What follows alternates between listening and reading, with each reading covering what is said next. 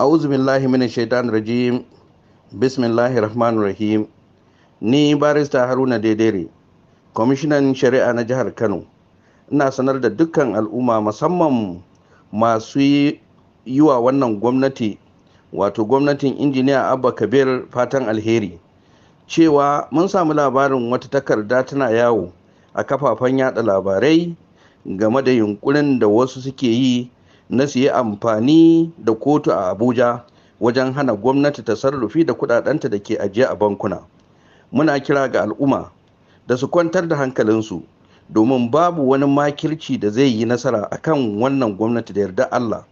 Tuni lauyoyinmu sun shiga aikin bin sawu domin gano daga inda wannan takarda ta fito, don ɗaukar matakin da ya dace a bisa tafarkin shari'a. Idan maganar masallacin idi ne, tuni wannan maganar ta bar gaban babbar kotun tarayya da ke nan jihar Kano, ta kuma koma kotun ɗaukaka ƙara mai mazauni a nan Kano. Al'umma su lura cewa ana so ne a ɗauke hankalinsu domin su bar addu'o'in da suke yi game da neman samun nasararmu a kotun koli.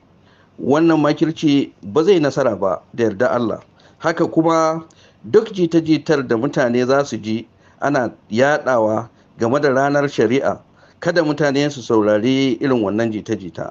Har yanzu ba a sa rana ba, kuma idan kotun koli ta ba da rana, wannan ranar ba za ta boyi ba, kuma za mu sanar da al'umma insha Allahu. Na gode.